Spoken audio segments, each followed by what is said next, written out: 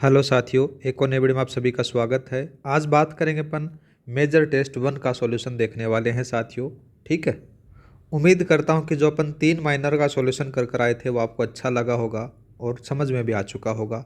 आज है जो मेजर के बारे में अपन डिस्कस करने वाले हैं, कंप्लीट एनालिसिस करेंगे साथियों। A to Z 360 डिग्री के ऊपर अपन एनालिसिस करेंगे हर क्वेश्चन का एकदम बढ़िया डिटेल से। तो आज का जो पहला सवाल आ जाता है इस मेजर के अंदर से, तो लिखा रखा है निम्नलिखित में से असुमेलित युग्म की पहचान कीजिए। असुमेलित के बारे में बात की गई है, तो असुमेलित के अंदर से कौन सा आएगा? बनास नदी वाला आएगा। बनास नदी इसने क्या बता रखी है कि दिवेर घाटी राजसमंद से बताई गई है। लेकिन देखो जो बनास नदी है ये कहाँ से निकलती है? खमनौर की पहाड़ियों से निकलती है। कहाँ से निकलती है साथियों? खमनौर की पहाड़ियों से निकलती है, खमनौर राजसमंद से। ठीक है। और बात की जाए दिवेर घाटी से, तो दिवेर घाटी से कौन सी नदी निकलती है? याद रखना, कोठारी नदी निकलती है। कौन सी? कोठारी नदी। कोठारी नदी का उद्गम स्थान है, ये भी राजसमंद में है। ठीक है। नेक्स्ट बात करते हैं कि सूची 1 और सूची 2 को सुमेलित कीजिए तथा नीचे दिए गए कूट से सही उत्तर का चयन करना है अपने को। तो एक तरफ दे रखा है कि उद्योग दे रखे हैं, दूसरी तरफ अवस्थिति दे रखी है। सबसे पहला बात करें तो राजस्थान टेक्सटाइल मिल्स, ये कहाँ पर है साथियों? राजस्थान टेक्सटाइल मिल है ये भवानी मंडी में है। ठीक है, तो ऑप्शन नंबर 4 वाले में मिल जाएगा। और दूसरा बात करें वस्टर्ड स्पिनिंग मिल है, ये चूरू में है। श्री सीमेंट के बारे में बात करें साथियों, तो श्री सीमेंट है कहाँ पर? ये याद रखना है, ब्यावर में आपको देखने को मिलेगी। और जो जेके टायर है ये कांकरोली में आपको देखने को मिलेगा। तो ऑप्शन नंबर कौन सा सही रहेगा अपना? ऑप्शन नंबर रहेगा तीसरा। ठीक है। नेक्स्ट बात करते हैं साथियों कि राजस्थान में अमरख महादेव लेपर्ड कंजर्वेशन रिजर्व अवस्थित है। तो ये कहाँ पर है साथियों? ये आ जाता है राजस्थान का 36वां है। कौन सा है? राजस्थान का 36वां जाता है। इसको कब घोषित किया गया था? तो ये भी याद रखना, 10 दिसंबर की बात आती है। 10 नहीं, 18 दिसंबर 2023 को इसको घोषित किया जाता है। और ये है कहाँ पर? उदयपुर में है साथियों। नेक्स्ट बात करते हैं वराह लक्ष्मी तथा RD 57 किन फसलों की किस्में हैं? तो साथियों ये याद रखना, इसकी जो है कपास की और जौ की किस्में हैं। नेक्स्ट बात करते हैं वन विभाग राजस्थान के प्रशासनिक प्रतिवेदन 2023-24 के अनुसार निम्नलिखित में से किस जिले में रक्षित वन का क्षेत्रफल सर्वाधिक है? तो याद रखना कौन सा? 12 में है। ठीक है। नेक्स्ट बात करते हैं, नेक्स्ट सवाल आ जाता है कि राजस्थान की जनगणना 2011 से संबंधित असत्य कथन का बारे में बात की गई है। सबसे पहले बात करें तो जनसंख्या वृद्धि दर में कमी हुई है। और पूछा गया क्या है? असत्य कथन के बारे में बात की है। 2001 में जो जनगणना हुई थी और 2011 में जो जनगणना हुई है ना साथियों, इसमें क्या हुआ है? वृद्धि हुई है। तो यहाँ पर याद रखना वृद्धि हुई है, ये बात असत्य आ जाती है। दूसरा बात करें साक्षरता दर में बढ़ोतरी हुई है। तो साक्षरता दर में बढ़ोतरी हुई है, तो ये अपना क्या है? सही है। सही असत्य के बारे में बात की गई है। 2001 का जो आंकड़ा उठाकर देखते हैं अपन, तो 60 पॉइंट कितना था? 60.4% साक्षरता प्रतिशत था। जबकि 2011 के बारे में बात करें ना साथियों, तो कितनी है? 66.1% है। ये याद रखना। तो ये ऑप्शन यहाँ पर क्या जाता है? सही है। वैसे तो इसको अपन गलत मान रहे हैं, असत्य कथन पूछ रहा है तो अपन इसको बारे में बात करें। दूसरा, ग्रामीण लिंगानुपात सभी जिलों में 1000 से कम रहा है। ये बात यहाँ पर गलत आ जाती है, सभी जिलों में नहीं है साथियों। जो पाली का ग्रामीण लिंगानुपात है ना वो 1003 है। याद रखना कितना है? पाली का 1003, तो ये 1000 से ज़्यादा आ जाता है। और अगर आपसे ये पूछ लिया जाए कि राजस्थान का जो ग्रामीण लिंगानुपात है वो कितना है? 933 है। ये भी याद रखना। दूसरा बात करें तो यहाँ पर क्या जाता है? ये कथन गलत आ जाता है। ठीक है। तो गलत के बारे में पूछा गया तो अपना पहला और तीसरा सही आ जाते हैं। दूसरा बात करते हैं जनसंख्या घनत्व उत्तरी पूर्वी राजस्थान में सर्वाधिक रहा है। तो ये साथियों यहाँ पर भी क्या जाता है? ये भी गलत आता है। ठीक है। तो अपना पहला, तीसरा और चौथा यहाँ पर असत्य हैं। ठीक है। पहला, तीसरा और चौथा इसके अंदर से दे नहीं रखा, तो याद रखना पहला, तीसरा और चौथा क्यों है मैंने भी बता दिया है, डाटा हिसाब से आपको सारा बता दिया गया है। नेक्स्ट बात करते हैं राजस्थान वन्य जीव संरक्षण के संदर्भ में निम्न में से सत्य कथन की पहचान करनी है। तो पहला कथन दे रखा कि वर्तमान में राज्य में 27 कंजर्वेशन रिजर्व स्थित हैं। ये बात यहाँ पर क्या जाती है साथियों? गलत आ जाती है, क्योंकि 33 तो आखेट निषेध क्षेत्र ही आपको देखने को मिल जाते हैं। ठीक है। दूसरा बात करें धौलपुर करौली राज्य की नवीनतम छठी बाग परियोजना है। तो ये याद रखना, ये छठी नहीं है, तो याद रखना ये छठी नहर और कौन सी है, पांचवी है राजस्थान की, तो ये भी याद रखना। दूसरा बात करें राजस्थान का पांचवा माना जाता है। और भारत के बारे में पूछा जाए ना तो याद रखना ये भारत का है 54वां। ये भारत से संबंधित आ जाता है, ये राजस्थान से संबंधित आ जाता है। और बात करें इसके बारे में, ये किसको कब घोषित किया गया था, तो याद रखना कब यह जाता है, 22 अगस्त की बात आती है। 22 अगस्त 2023 को इसको घोषित किया जाता है। तो ये बात यहाँ पर क्या आ जाती है साथियों, गलत आ जाती है। ये ऊपर वाला भी गलत आ जाता है। दूसरा बात करते हैं, सरिस्का भ्रण गागरुनी तोते के लिए प्रसिद्ध है। ये बात भी यहाँ पर साथियों क्या जाती है, गलत आ जाती है। सरिस्का में क्या मिलेंगे, अरे तोते मिलेंगे, अरे तोते, या फिर सॉरी अरे कबूतर। अरे कबूतर के लिए फेमस माना जाता है सरिस्का। और एक और बात याद रख सकते हो, रिसस बंदर, कौन सा, रिसस बंदर आ जाता है। रिसस बंदर के लिए फेमस है सरिस्का। गागरुनी तोते का जब नाम आता है तो दर्रा बैरण है ना, वो फेमस माना जाता है। दूसरा बात करते हैं, केलादेवी राष्ट्रीय उद्यान पक्षियों के स्वर्ग के रूप में प्रसिद्ध है। ये बात एकदम सही आ जाती है साथियों, अपना ऑप्शन नंबर 4 सही रहेगा। ठीक है, नेक्स्ट बात करते हैं। नेक्स्ट आ जाता है कि निम्नलिखित, नेक्स्ट सवाल आ जाता है साथियों कि निम्नलिखित में सत्य कथन को चुनिए। सत्य कथन के बारे में बात हो रही है।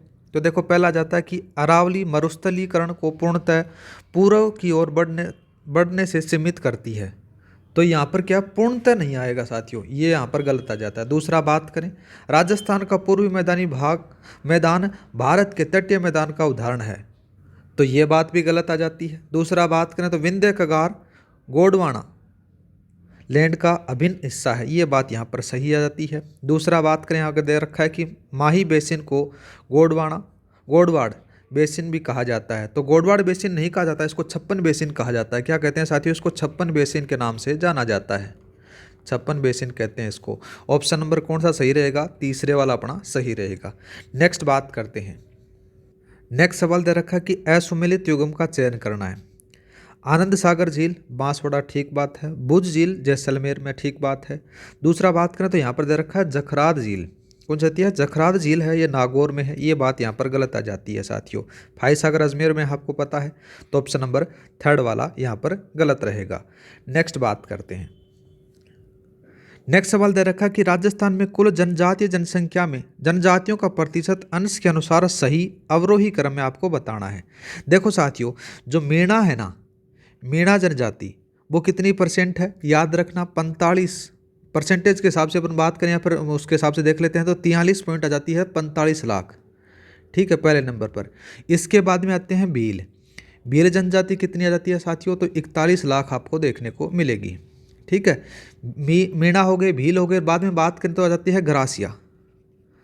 गरासिया जनजाति कितनी आ जाती है साथियों, यहाँ पर रखना 3.14 लाख आ जाती है। और सबसे कम आ जाती है सहरिया, कौन सी जाती है, सहरिया कितनी आ जाती है साथियों, 1.11 लाख आ जाती है, 11 लाख आ जाती है। तो देखो जिसमें सहरिया है, देखो सब यहाँ पर पहले वाला ऑप्शन तो गलत हो जाता है। दूसरा बात करें तो देखो कौन जाता है, मीणा आ गया, फिर भील आ गया, फिर सहरी आ जाता है। तो यहाँ पर क्या जाता है साथियों, ये बात भी यहाँ पर गलत हो जाती है। दूसरा देखते हैं अपन, मीणा, भील, गरासिया और सहरिया। ऑप्शन नंबर आपका 3 सही रहेगा। नेक्स्ट बात करते हैं। राजस्थान में पश्चिम से पूर्व की ओर जाने पर वर्षा का जो परिवर्तनशीलता खालिस्तान हो जाती है, तो क्या हो जाती है, कम हो जाती है। कब तक जाओगे, पूर्व से पश्चिम की ओर जाने पर। नेक्स्ट बात करते हैं साथियों, निम्नलिखित में से असंगत युग्म की पहचान करनी है। हमादा होता है उसको कठोर है, पर जो चट्टानी मरुस्थल होता है उसको कहा जाता है।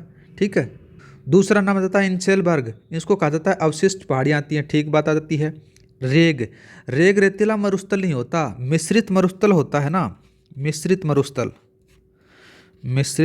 मरुस्थल होता है साथियों, उसको कहा जाता है रेग। ऑप्शन नंबर कौन सा सही रहेगा आपका, ये वाला यहाँ पर आ जाता है। नेक्स्ट बात करते हैं साथियों, सूची 1 और सूची 2 को आपको मिलाना है। तो एक तरफ दे रखा है देखो पर्यटन केंद्र, दूसरा दे रखा है स्थान। गलताजी कहाँ पर है, जयपुर में आपको पता है। पटवों की हवेली जैसलमेर में, ये भी पता है। मीठे शाह की दरगाह गागरोन झालावाड़ में है, ठीक बात है। सोने चांदी की हवेली मेहणसर झुंझुनू के अंदर से है। मेहणसर की शराब भी बहुत ज़्यादा फेमस है, ये भी याद रखना। तो इसके अंदर से कौन सा सही रहेगा आपका, पहला, दूसरा, तीसरा, कौन सा ऑप्शन आ जाता है, लास्ट वाला। ठीक है, नेक्स्ट बात करते हैं साथियों। नेक्स्ट दे रखा है कि राजस्थान पशु संपदा के संदर्भ में निम्नलिखित में से असत्य कथन की पहचान करनी है। पहला कथन दे रखा है कि राज्य में राष्ट्रीय अश्व अनुसंधान केंद्र जोहड़बीड़ बीकानेर में स्थित है, ठीक बात आ जाती है। दूसरा, राज्य में भैंस तथा गोवंश को छोड़कर शेष सभी पशुओं की संख्या कमी आई है, ये बात भी ठीक आ जाती है। राजस्थान में सर्वाधिक पशुधन है वो बाड़मेर, ये बात भी ठीक आ जाती है। दूसरा बात करें तो खेरी चोकला बकरी की प्रमुख नस्लें हैं, ये बात यहाँ पर गलत आ जाती है, ठीक है। तो जो खेरी और जो चोकला है ना साथियों, ये किसकी आ जाती हैं, ये भेड़ की नस्ल हैं। किसकी हैं, भेड़ की नस्ल हैं। बकरी की जो नस्लों के बारे में बात करें तो देखो, एक तो नाम आता है मारवाड़ी, मारवाड़ी के बाद में बात करें तो लोही, ये मारवाड़ी की है, याद रखना। लोही के बाद में बात करें तो दूसरे का नाम आता है जखराना, जखराना के बाद में बात करें तो शेखावाटी, कौन सा आता है, शेखावाटी आ जाता है। शेखावाटी के बाद में बात करें तो एक और आ जाता है पर्वतसरी, कौन सी जाती है साथियों, पर्वतसरी, पर्वतसरी। और पर्वतसरी के बाद में बात करें तो एक और नाम आता है बारबरी, कौन सी जाती है, बारबरी आ जाती है। और एक हो जाती है सिरोही, ठीक है। और एक और याद रख सकते हो तो जमुना परी आ जाती है। ये सारी की सारी क्या हैं, बकरी की नस्लें हैं। किसकी नस्लें हैं, बकरी की हैं साथियों। ऑप्शन नंबर अपना 4 सही रहेगा। नेक्स्ट बात करते हैं। नेक्स्ट सवाल दे रखा है कि निम्नलिखित में असुमेलित युग्म की पहचान करनी है। छेड़ा फाड़ना भील जनजाति में, दूसरा मोरनी मोरना यह जाती है मीणा में जाती है, कुकड़ी है सांसी में जाती है। लीला मोरिया, लीला मोरिया किस में है साथियों, यह सहरिया में है। किस में है, सहरिया में जाती है, सहरिया के अंदर से है। और ये लीला मोरिया क्या है, विवाह से जो जुड़ी प्रथा है, विवाह से जुड़ी प्रथा है, ठीक है। ऑप्शन नंबर अपना 4 सही रहेगा। नेक्स्ट बात करते हैं। राजस्थान में जिला पुनर्गठन के पश्चात वर्तमान में कौन सा जिला हरियाणा तथा उत्तर प्रदेश की से संयुक्त सीमा साझा करता है। पहले भरतपुर किया करता था, भरतपुर की जगह डींग बन गया, तो ऑप्शन नंबर डींग रहेगा। नेक्स्ट बात करते हैं। निम्नलिखित में से कौन सी नदी उटंग नदी के नाम से भी जानी जाती है। तो उटंग नदी कहते हैं गंभीरी नदी को कहा जाता है। माही नदी बात करें तो इसको वागड़ की क्या कहते हैं, वागड़ की गंगा, या फिर क्या कहते हैं इसको, कांठल की गंगा कह सकते हैं इसको, कांठल की गंगा इसको कहा जाता है। दूसरा बात करें, रूपारेल नदी है, इसको बारा नदी कहते हैं। क्या कहते हैं इसको, बारा नदी के नाम से जाना जाता है। बाणगंगा के बारे में बात करें तो इसको अर्जुन की गंगा कहते हैं, अर्जुन की गंगा इसको कहा जाता है। या फिर इसको बात करें तो रुंडित नदी भी इसको कहते हैं। क्या कहते हैं साथियों, रुंडित नदी, ठीक है। ऑप्शन नंबर कौन सा सही रहेगा आपका, गंभीरी नदी सही रहेगा। नेक्स्ट बात करते हैं। राजस्थान पर्यटन के क्षेत्र में गोडवाड़ सर्किट में शामिल हैं। तो गोडवाड़ के अंदर से कौन कौन से आएंगे, याद रखना, माउंट आबू और रणकपुर आएंगे। जयपुर दौसा बात करें तो ढूंढाड़ वाले परिपथ में आएंगे। कौन से आएंगे, ढूंढाड़ परिपथ में आपको देखने को मिलेंगे। और पुष्कर अजमेर में बात करें तो मेरवाड़ा, मेरवाड़ा और मारवाड़ परिपथ में आपको ये देखने को मिलेंगे, ठीक है। ऑप्शन नंबर कौन सा सही रहेगा आपका, सेकंड वाला। नेक्स्ट बात करते हैं साथियों। नेक्स्ट आ जाती है मैथ के सवाल। सवाल दे रखा है कि 2,500 रुपये का 5% वार्षिक दर से 219 दिन का साधारण ब्याज क्या होगा। देखो साथियों, सीधा सा तरीका है, ज़्यादा कुछ इसमें से 3 2 5 नहीं करना है। आपके पास में जो पी की वैल्यू है वो 2500 रुपये दे रखी है, ठीक बात आ जाती है। आर के बारे में बात करें तो 5% दे रखी है। टी है ना साथियों, वो 219 है, और 219 में मैं 365 का भाग देकर क्या बना लूँगा, साल बना लूँगा, तो 3/5 आ जाएगा, 3/5 साल आ जाएगा, ठीक है। इतना आपने किया। अब क्या करते हो, पीआरटी का फॉर्मूला लगा लेना, PRT/100, ठीक है। इसके बारे में बात करें तो 2,500 तो वैसा आ जाता है। पी की वैल्यू, आर की वैल्यू मैंने 5 बताई थी, और जो टी की वैल्यू है वह आ जाती है 3/5 आ जाती है। कितने आ जाती है साथियों, 3/5 आ जाती है, इंटू आ जाती है 100। तो 2 जीरो से 2 जीरो चले गए, 5 से 5 चला गया, और 25 75 रुपये आ जाते हैं आपके। ऑप्शन नंबर कौन सा रहेगा, चौथे वाला सही रहेगा। नेक्स्ट बात करते हैं। एक व्यक्ति 18,000 रुपये को 3 भागों में 2:3:4 में बांटकर साधारण ब्याज के अंतर्गत कर्ज देता है। यदि पहले दूसरे भाग को 6% और 8% की दर से कर्ज दिया, तीसरे भाग को कितने % की दर से कर्ज दिया जाए कि कुल मिलाकर उसे 12% दर से साधारण ब्याज प्राप्त हो। इसमें क्या करोगे साथियों, देखो सरल सा अपन कॉन्सेप्ट लगाएंगे, ज़्यादा कुछ नहीं लगाएंगे। यहाँ पर क्या दे रखा है, 2 3 और 4 दे रखा है। 2 + का 3 + का 4 बात करें तो 9 आ जाता है, ठीक है। और 9 के बारे में बात करें ना साथियों, तो 18,000 में आप क्या करोगे, 9 का भाग दे दो, का आपके पास में कितना आएगा, 2,000 आएगा। 2,000 आ गया। अब 2,000 को क्या करोगे साथियों, पहले अनुपात के हिसाब से बांटेंगे। 2 × 2,000 आ गया, तो इधर कितना आ जाता है साथियों, यहाँ पर आ जाता है 4000। इसी के हिसाब से 3 के बारे में बात करें तो 6000 आ जाता है, और 4 के बारे में बात करें तो साथियों कितना आ जाता है, 8000 आ जाता है। इतना आपने कर लिया, 4000, 6000 और 8000 आ जाता है। अब क्या करते हैं, देखो पहले के बारे में बात करते हैं। पहले को देता है कितने पर, वो देता है यहाँ पर 6% पर देता है। तो 6% के हिसाब से बात करें तो कितना आ जाता है, 4000। 4000 गुणा 6 गुणा 1 आ जाता है, और बटे 100 आ जाता है। तो इसका कितना आएगा साथियों, ये आ जाता है 240 आ गया। इसी हिसाब से अपन दूसरे के बारे में बात करें जिसकी रेट कितनी जाती है, 8%। 8% के बारे में बात करें तो 480 आ गई।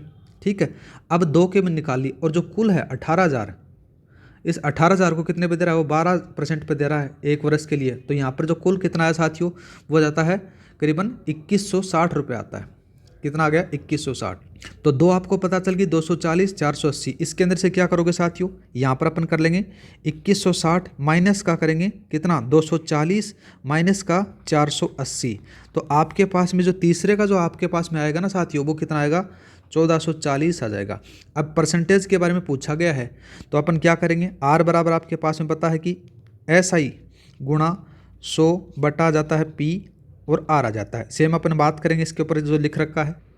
तो आपके पास में क्या क्या वैल्यू है, 1400 है ही आपके पास में, और 100 वैसा का वैसा लिख रखा है, और यहाँ पर R जो P की वैल्यू है वो 8000 आपके पास में निकाल रखी है, और इनटू कितना जाता है साथियों, 1 आ जाता है। जब इसको काटते हो ना साथियों, तो आपके पास में 18% आंसर आ जाता है। कितना आएगा, 18%। ऑप्शन नंबर कौन सा सही रहेगा, ऑप्शन नंबर रहेगा साथियों यहाँ पर ये 4th वाला।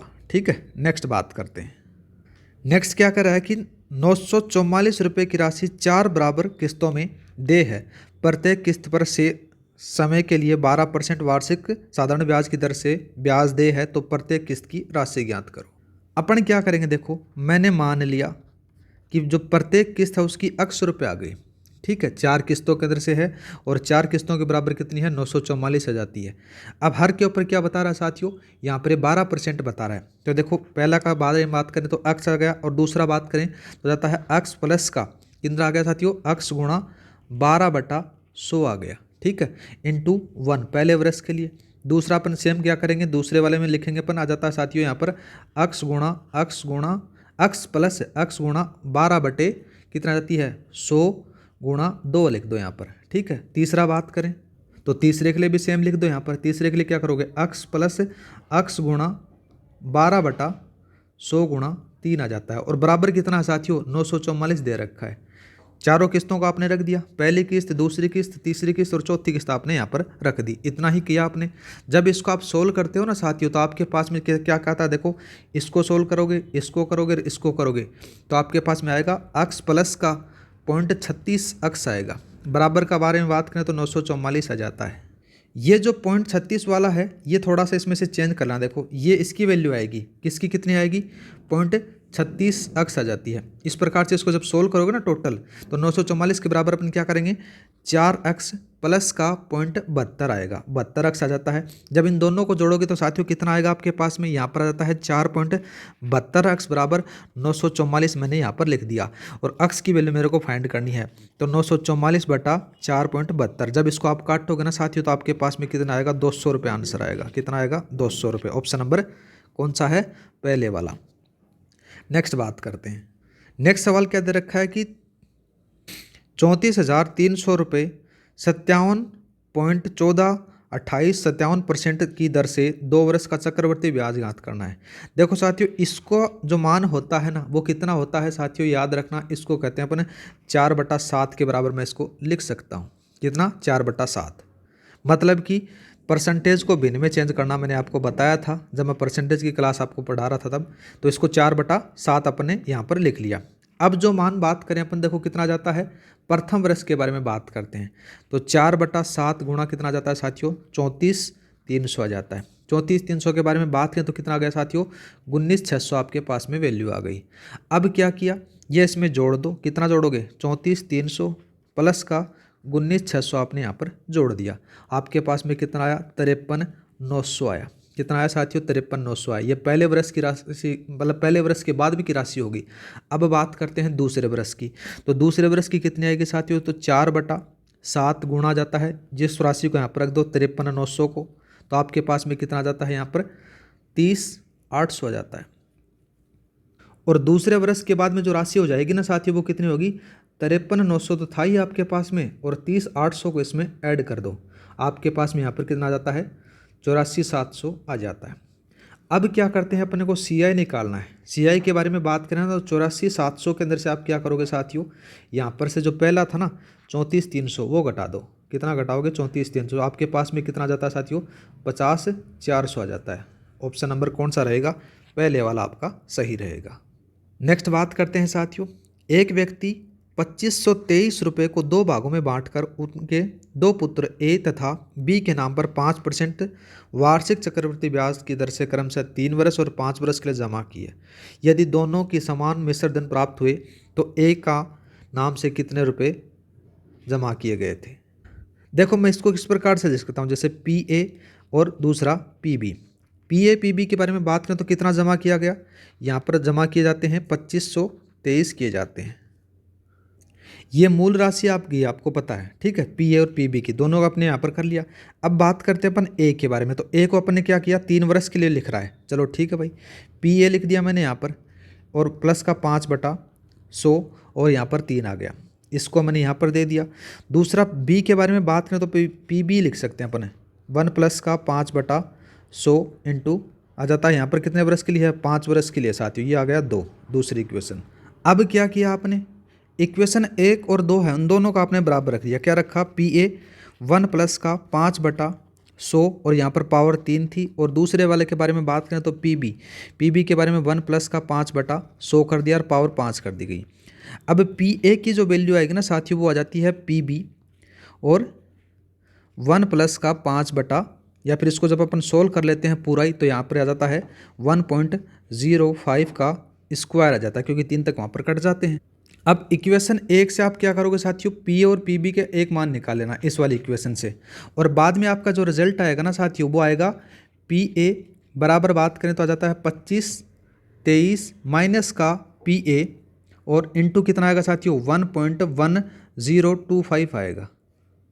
तो जब आप इसको सोल्व करते हो ना साथियों तो इसके अंदर से आपके पास में क्या आएगा, यहाँ पर आएगा पी ए की जो वैल्यू आ जाती है, जब इसको आप इधर उधर जो ट्रांसफ़र करते हो, ये वाली जो इधर वैल्यू आ गई ये और ये दोनों, जब इसको पास लाते हो तो आपके पास में आएगा 2.1025 इंटू पी आ गया, और बराबर आपके पास में कितना है साथियों 2781.1275 आया।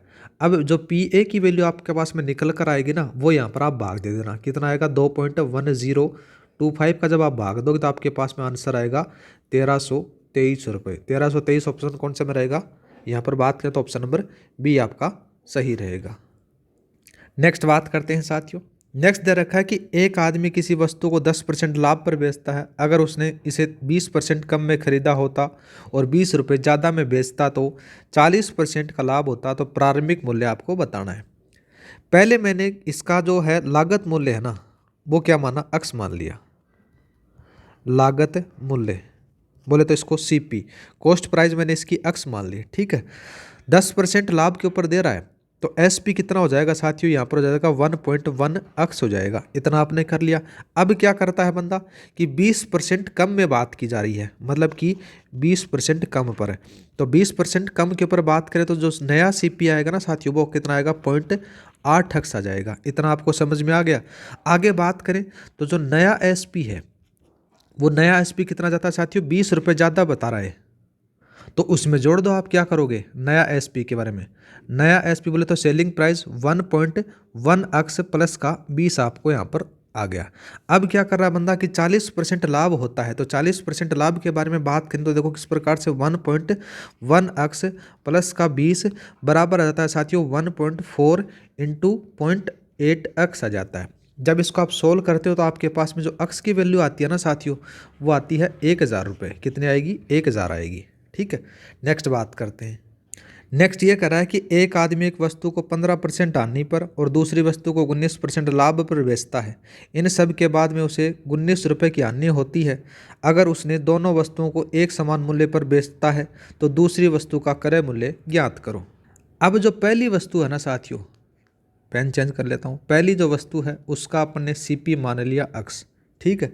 अब सीपी माना तो जो इसका एसपी होगा ना साथियों वो कितना होगा, एक्स माइनस का 15/100 एक्स हो जाएगा, पहली बात हो गई। अब करते हैं कि दूसरी वस्तु का जो सीपी है, ये सेकंड वस्तु आ गई, और दूसरी वस्तु का जो सीपी है वो कितना आ गया साथियों, मैंने इसको वाई मान लिया जाता है। और इसका जो एसपी है सेकंड वस्तु का, तो वो कितना होगा, वाई प्लस का हो जाएगा साथियों। तो 19 दे रखा है यहाँ पर, कितना दे रखा है, 19% लाभ के ऊपर, तो 19/100 अक्स आ जाता है, यहाँ पर आएगा वाई। जब आप इसको सोल्व करते हो ऊपर वाले को, तो यहाँ पर कितना आ जाता है, 0.85 अक्स आ गया। और इसको जब आप सोल्व करते हो तो आपके पास में 1.19 वाई आ जाता है। पहले के अक्स माना, दूसरे वाले को आपने वाई माना, दोनों आपको पता चल गई। अब आपको पता है कि आने बराबर क्या होता है। आने बराबर होता है साथियों, जो सीपी में आपने क्या कर दिया, एसपी को घटा दिया। सीपी में एसपी को जैसे ही घटाया तो आने आपके पास में क्या है, 90 रुपये की आने। और ये बात बता रखी है, जो सीपी है ना साथियों, वो कितना जाता है, देखो इधर जो सीपी आपने माना था उसको रखा, देखो एक तो ये माना था और एक ये माना था, तो यहाँ पर बात करें तो एक्स प्लस वाई आ जाता है, ठीक है। और एस पी आपके पास में एक तो ये निकल कर आया और एक ये निकल कर आया, तो यहाँ पर क्या कर देंगे साथियों, यहाँ पर इसको कर देंगे अपन 0.85 का 0.85 एक्स आ जाता है, और साथ ही बात करें तो 1.19 वाई आ जाता है। तो जब आप इसको सोल्व करते हो ना साथियों, तो आपके पास में कितना आएगा, 9000 बराबर आ जाता है साथियों 15 एक्स माइनस का 19 वाई आ जाता है। इसको मैंने इक्वेशन नंबर 1 रख दिया। अब जो पहली वस्तु और दूसरी वस्तु को समान मूल्य पर बेच रहा है, तो दोनों को बराबर कर दो, उनका जो सीपी है एसपी है उनको। तो किस प्रकार से, 0.85 एक्स बराबर का मैंने रखा है यहाँ पर 1.19 वाई रखा, दोनों के बारे में बात करी है। यहाँ पर बात करें तो अक्स के अपन वैल्यू निकाल लेते हैं, क्योंकि पहली वस्तु के बारे में पूछा गया है, दूसरी वस्तु के बारे में पूछा गया है। तो अक्स बराबर अपन बात करें तो 119 बटा यहाँ पर कितना आता है 85 वाई आ जाता है। तो ये जो वैल्यू आपके पास में निकल कर आई, ये इस समीकरण में आप रखोगे, तो रखने के बाद में आपके पास में जो आंसर निकल कर आएगा ना, वो कितना आएगा साथियों, 9000 बराबर आएगा आपके पास में 21 वाई माइनस का 19 वाई आ जाएगा, ठीक है। तो जब आप इसको काटोगे तो आपके पास में 9000 बटा 2 आ जाएगा, तो 4500 रुपये आपका आंसर आएगा। ऑप्शन नंबर कौन सा, दूसरे वाला सही रहेगा। नेक्स्ट बात करते हैं साथियों। नेक्स्ट क्या कर रहा है कि एक व्यापारी अपनी वस्तुओं को 2/3 भाग 20% लाभ पर और शेष को 14% लाभ पर बेचता है। उस व्यापारी को कुल सौदे में कितना % लाभ हुआ। अब मान लिया मैंने इसको सीपी एक्स माना, ठीक है। इसका जो लाभ % है, इसका भी मैंने किसका माना, यहाँ पर लाभ % है उसको x% माना, क्योंकि यहाँ पर बात की गई है कि किसी व्यक्ति अपनी वस्तुओं का 2/3 भाग है 20% लाभ पर तथा शेष को 14% लाभ पर बेचता है। या फिर अपने इसको इस प्रकार से भी कर सकते हैं, देखो बिना एक्स माने भी इसको कर सकते हैं। किस प्रकार से करेंगे, जैसे 2/3 है, इस 2/3 को मैंने 20% लाभ के ऊपर बेचा, तो ये 40/3% हो गया, ठीक है। दूसरा बात करें तो शेष है, शेष का कितना बच गया, 1/3 बच गया साथियों। उसको 14% लाभ के ऊपर बेच रहा, तो 14/3% हो गया।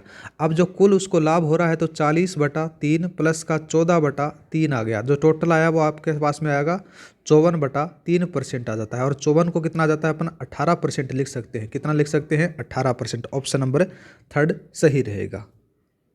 नेक्स्ट बात करते हैं, किसी वस्तु को 96 रुपये में बेचने पर प्राप्त लाभ प्रतिशत का संख्यात्मक मान क्रय मूल्य के बराबर है। वस्तु का क्रय मूल्य ज्ञात करो। सरल सा सवाल है। देखो इसको मैंने क्या किया कि जो सीपी है उसको मैंने एक्स माना, और इसके बारे में बात हो रही है कि इसका जो क्रय मूल्य के बराबर ही इसको परसेंटेज के रूप में लाभ हो रहा है, तो x% मैंने उसको मान लिया। अब क्या होता है, एस पी बराबर अपन लिख सकते हैं सीपी प्लस का लाभ आ गया साथियों। और यहाँ पर आपका जो सीपी है वो 96 पहले से ऑलरेडी दे रखा है, 96 आ गया। और 96 बराबर अपने पास में x अगर x/100 गुणा x आ गया साथियों। तो इसके अंदर से 96 तो इधर आ जाता है। इधर जब इसको आप हल करते हो तो आपके पास में क्या आता है साथियों, इधर जब इसको आप हल करोगे तो आपके पास में आएगा 100 x प्लस का x² आ जाएगा। और जो 100 नीचे वाला है ना, जो आप इसको वज्र गुणा करोगे तो आपके पास में इधर चला जाएगा, इधर ऊपर की तरफ चला जाएगा। तो आपके पास में एक समीकरण बनेगा 9600 बराबर 100x प्लस का x² बचेगा। अब इसको जब आप इधर लेकर आओगे, एक तरफ अपन एक समीकरण बना लेते हैं, जैसे x² प्लस का 100x माइनस का 9600 आपको बनाना है। जब इसको आप तोड़ते हो तो आपके पास में कितना आएगा, 160 और 160 में तोड़ लो आप। किस प्रकार से, x² प्लस का 160 x आ गया और फिर माइनस का 60 x आ गया, और माइनस का कितना आ गया, 9600 आ गया।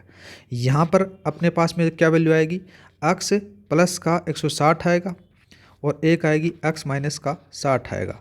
यहाँ पर जो x की वैल्यू माइनस में आएगी इसको इग्नोर कर दिया जाएगा और इसको x बराबर आपके पास में आएगा 60 रुपये। यही आपका आंसर रहेगा ऑप्शन नंबर 4 वाला। ठीक है, नेक्स्ट बात करते हैं।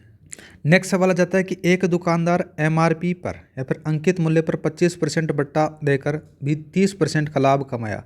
अगर उसका लाभ 90 रुपये है तो बट्टा ज्ञात करना है। देखो 90 रुपये है, ठीक है, और 90 रुपये पर वो 30% लाभ दे रहा है, 30% का लाभ कमाता है। ठीक है, तो अपन बात करें तो किस प्रकार से आ जाती है। पहले अपन बात करते हैं CP के बारे में। तो CP के बारे में आ जाती है 90/30, 90/30 गुणा 100 आ जाती है। तो इधर कितना आ गया साथियों, 300 आ गया। SP के बारे में बात करते हैं तो SP कितना जाता है साथियों, CP प्लस का लाभ आ जाता है और लाभ उसको कितना हो रहा है, 300 तो पहले था ही CP और इसमें 90 रुपये का उसको लाभ हो रहा है। ठीक है, 90 रुपये उस पर लाभ होता तो 390 यहाँ पर मिल गया। अब ज्ञात करते हैं, देखो कि 75% बट्टा दे रहा है, तो जो 25% बट्टा दे रहा है तो 75% के बराबर कितना आ गया, 390 आ गया। ठीक है, अब इसकी MRP के बारे में बात करते हैं। MRP 100% आ जाती है तो 390/75 आ गई, तो कितना आ गया साथियों, यहाँ पर मल्टीप्लाई 100 कर दो तो आपके पास में आ जाती है, ये जब इसको काटते हो तो 130 गुणा 4 आती है, तो यहाँ पर आ जाती है 520 MRP आ जाती है। अब उसका जो डिस्काउंट दिया गया, फिर जो बट्टा दिया गया है 520 है, उसमें MRP आ गई और MRP के अंदर से 390 जो CP आपका था उसमें से घटा दो तो आपके पास में आंसर बचेगा 130 रुपये। ऑप्शन नंबर पहला आपका सही रहेगा। ठीक है, नेक्स्ट बात करते हैं। नेक्स्ट सवाल दे रखा कि किसी परीक्षा में 5% अभ्यर्थी अयोग्य घोषित हुए तथा योग्य अभ्यर्थियों का 85% सामान्य वर्ग के थे और 4275 योग्य अभ्यर्थी अन्य वर्गों में से हों, तो कुल अभ्यर्थी का आवेदन बताना है आपको। देखो आपने क्या किया, जो कुल है उसको x मान लिया। कितना माना साथियों, आपने उसको x माना। और योग्य के बारे में बात करें तो योग्य कितना जाता है, योग्य x का 95 आ जाता है।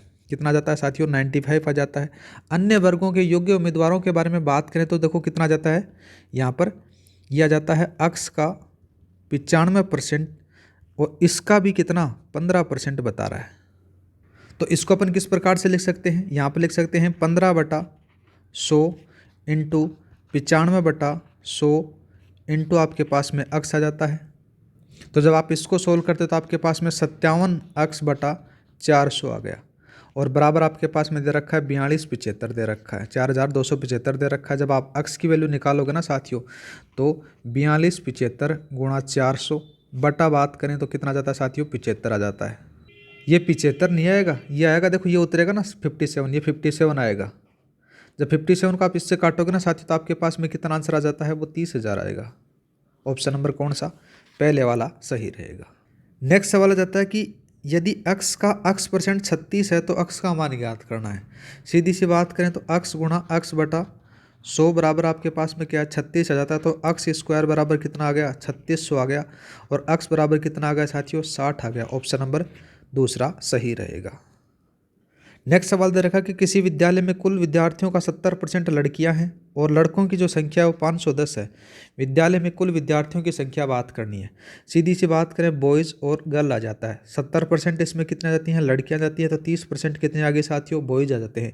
और 30% के बराबर कितना दे रखा है, 510 दे रखा है। कितना दे रखा है, 510 दे रखा है। तो इसके अंदर अपन क्या करेंगे साथियों, 510 बटा आ जाता है कितना, यहाँ पर लिखते हैं अपन 30 गुणा 100 आ जाता है। जब इसको आप काटते हो तो आपके पास में 1700 आंसर आएगा। ऑप्शन नंबर कौन सा, तीसरे वाला सही रहेगा। नेक्स्ट बात करते हैं। एक बल्लेबाज ने 110 रन बनाए जिसमें से 3 चौके और 8 छक्के शामिल हैं। खिलाड़ियों ने अपने रनों के कुल योग के कितने प्रतिशत रन विकेटों के बीच में दौड़कर बनाए। देखो सीधी सी बात है साथियों, 110 रन बना रहा है, कोई दिक्कत नहीं है। 3 चौके मार रहा है तो कितने रन हो गए उसके, 12 रन हो गए। और कितने मार रहा है वो, 6 छक्के मार, कितने मार रहा है यहाँ पर, 8 छक्के मार रहा है। 8 छक्के मारा तो 48 हो गए। टोटल कितने हो गए, 60 रन हो गए। मतलब कि कितना हो गया, 110 के अंदर से 60 घटाते हो तो 50 आपके पास में आ जाता है। 50 कैसे आया मैं बता देता हूँ।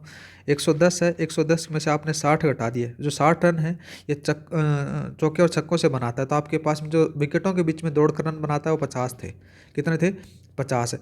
अब इसका परसेंटेज निकाल लो, 50/110 गुणा कितना लिखोगे, 100 लिखोगे तो आपके पास में आ जाता है 1.45% अपन बात कर सकते हैं। तो अपना जो ऑप्शन रहेगा ना साथियों वो आएगा 45 सही 5/11। ऑप्शन नंबर ये वाला सही रहेगा। नेक्स्ट बात करते हैं, चीनी के मूल्य में 32% वृद्धि हो जाने पर एक परिवार के अपने खपत में इतनी कमी कर दी कि चीनी की पर खर्च कर केवल 10% वृद्धि हुई। पहले चीनी की खपत 10 किग्रा हो और अब खपत कितनी होगी। सीधी सी बात करें देखो साथियों, कीमत गुणा खपत बराबर क्या होता है, कुल व्यय होता है, ये आपको पता है। ठीक है, अब मैंने क्या किया, जो कीमत है उसको 100 रुपये मान लिया। अब की बार इसने खपत क्या कर दी साथियों, यहाँ पर 10 किग्रा कम कर दी, तो कितनी आई, 1000 आ गई। ठीक है, इस कीमत के ऊपर मैंने क्या किया, यहाँ पर बता रहा है ना 32% वृद्धि हो गई, तो 32% हो गई तो 132 आ गया। ठीक है, 132 आ गया। और इधर बात करें तो जो कुल व्यय है उसमें कितना है, 10% का जो व्यय हो रहा है, बढ़ रहा है ना, 10% वृद्धि हो जाती है, तो वो कितना हो गया साथियों, वो 1100 हो गया। यहाँ पर कितना अपन मान लिया जाता है कि y मान लिया आपने। अब y के बारे में बात करें ना साथियों, तो y बराबर क्या जाता है, y बराबर बात करें तो 1100/132 आता है, तो आता है 100/12। जब इसको आप सोल्व करोगे तो 8 सही 1/3 kg आपका आंसर आ जाएगा। ऑप्शन नंबर कौन सा रहेगा, चौथे वाला सही रहेगा साथियों। ठीक है, नेक्स्ट बात करते हैं। नेक्स्ट आ जाता है, देखो एक कथन दे रखा है, उस कथन के बारे में बात करनी और इसको पढ़कर आपका सही आंसर लगाना है। सीधी सी बात करें तो इसका जो सही आंसर रहेगा ना साथियों वो कौन सा रहेगा, यहाँ पर रहेगा, उसे अस्वीकार कर दिया जाएगा। या आप देख लेना, मैं आपको PDF फाइल प्रोवाइड करा दूंगा। नेक्स्ट बात करते हैं कि किसी कोड के अंदर से स्पेस है, इसको इस प्रकार से लिखा जाता है और इस शब्द को इस प्रकार से लिखा जाता है, तो इसको इस प्रकार से किस लिखा जाएगा। इसके लिए अपन क्या कॉन्सेप्ट लगाएं साथियों, पहले संख्या कितनी है, 1 2 3 और 4 हैं, तो ये 4 आ गई साथियों। अब क्या करते हैं, m के बारे में बात करें तो m 13 नंबर पर आता है, e 5 नंबर पर आता है, a 1 नंबर पर आता है और n 14 नंबर पर आता है। इन सब को जोड़ दो आप, इन सब को आप जोड़ोगे तो आपके पास में 75 आएगा। तो 4 75 ऑप्शन नंबर कौन सा रहेगा, ऑप्शन नंबर पहला आपका सही रहेगा। ठीक है, नेक्स्ट बात करते हैं। नेक्स्ट दे रखा है कि ABCDEFG 2 नदियाँ, 3 गहरे, 3 नहरों और 2 घाटियों के नाम हैं। ठीक है, BG और D नहर नहीं है, E और F नदियाँ नहीं हैं, C नहर है लेकिन A एक घाटी है, B है, F और G की घाटियाँ नहीं हैं, तो कौन सी 3 नहरें हैं। तो 3 नहरों के बारे में बात करें तो इसको थोड़ा सा दिमाग लगाना पड़ेगा, तो आप ये इसका जो सही आंसर रहेगा वो CEF रहेगा। इतना मेरे पास में समय है नहीं, जितना भी होता है मैं आपको जो हार्ड लगता है मैं सारे करवा रहा हूँ। ठीक है, नेक्स्ट बात करते हैं। और वो पीछे वाला सवाल है ना साथियों, एक बार पढ़ोगे तो आराम से हो जाएगा। नेक्स्ट बात करते हैं कि निम्नलिखित में समीकरण में जो है भाग का जो साइन है माइनस और आपस में बदल दिया जाता है, तो प्लस को गुणा में आपस में बदल दिया जाता है, तो इस पर्सन का जो क्वेश्चन मार्क है ना वहाँ पर क्या आएगा। तो इसका जो सही आंसर रहेगा ना साथियों वो रहेगा 26 रहेगा। नेक्स्ट बात करते हैं। नेक्स्ट सवाल आ जाता है, देखो ट्रिग्नोमेट्री है, इस ट्रिग्नोमेट्री को इस प्रकार से उसका आधे को उल्टा लिख दिया गया और आधे को वैसे लिख दिया गया। देखो कहाँ तक लिखा गया, यहाँ पर अपन बात करते हैं y से स्टार्ट हो जाता है और y से लेकर m तक तो चल रहा है। ठीक है, और फिर बात करें इधर तक तो हो गया और फिर ये वापस इसको लिख दिया जाता है। ठीक है, ओ तक लिखने के बाद में वापस इस प्रकार से लिखा जाता है, तो इसी कॉन्सेप्ट को अपन यहाँ पर इसके ऊपर फॉलो करना है। तो इसका जो आंसर रहेगा वो ये वाला रहेगा। नेक्स्ट बात करते हैं, एक काल्पनिक भाषा में 1 0 1 2 3 4 5 6 7 9 तक दे रखे हैं और साथ ही बात करें तो ABCD इनको प्रकार से दर्शाया गया है और 10 को BA के रूप में लिखा गया है। तो यहाँ पर देखो जो भी मान है वो जहाँ पर वैल्यू दे रखी है उसको इस हिसाब से यहाँ पर जमाना, और जिस प्रकार से अपन मैथमेटिकल ऑपरेशन करते हैं ना रीजनिंग के अंदर से, उस हिसाब से करोगे तो आपके पास में जो आंसर आएगा वो BJ ये आएगा। नेक्स्ट बात करते हैं साथियों। नेक्स्ट सवाल दे रखा है, नीचे दिए गए कथनों के आधार पर निम्नलिखित प्रश्नों का उत्तर आपको देना है। कथन दे रखा है कि KR का भाई है, PK की बहन है, TS का भाई है और SR की पुत्री आ जाती है। बाद में पूछा गया है कि P का T से क्या संबंध आ जाते हैं, तो वो मौसा और बुआ आ जाती हैं साथियों। नेक्स्ट बात करते हैं। नेक्स्ट कौन सा आता है कि राम, रजत और रमेश कविता के 3 पुत्र हैं। मुकुल राम का पुत्र है, मुकुल के दादा जय हैं और जय की एक बेटियां निकिता है। रजत के बेटे अभिराम की शादी रानी से हुई है और उनकी बेटी ईना है। निर्मला निकिता की पुत्री है। जय ईना से कैसे संबंधित आ जाती है, तो याद रखना परदादा आएगा इसका। आप एक दो बार करोगे तो आपको समझ में आ जाएगा। नेक्स्ट बात करते हैं, देखो कॉन्सेप्ट दिया गया है और इसको इस प्रकार से लिखा गया है, देखो इस प्रकार से, और प्रॉब्लम दी गई है तो इस प्रकार से लिखा गया है। तो सॉल्व को अपन किस प्रकार से लिखेंगे, देखो सी है, सी का नंबर यहाँ पर लिख दिया गया। तो एस के बारे में बात करें तो एस का कितना नंबर आता है, 19 आता है। ओ को अपन वैसा का वैसा रख देते क्योंकि एक को नंबर अल्फा न्यूमेरिक में लिखता है और उस प्रकार से लिखा गया है। एल के बारे में बात करें तो कितना आता है साथियों, 12 जाता है, कितना जाता है, 12 जाता है। और फिर कितना, वी के बारे में बात करें तो वी को वैसा का वैसा यहाँ पर लिख जाता है। और ई के बारे में बात करें तो कितना जाता है, 5 नंबर आ जाता है।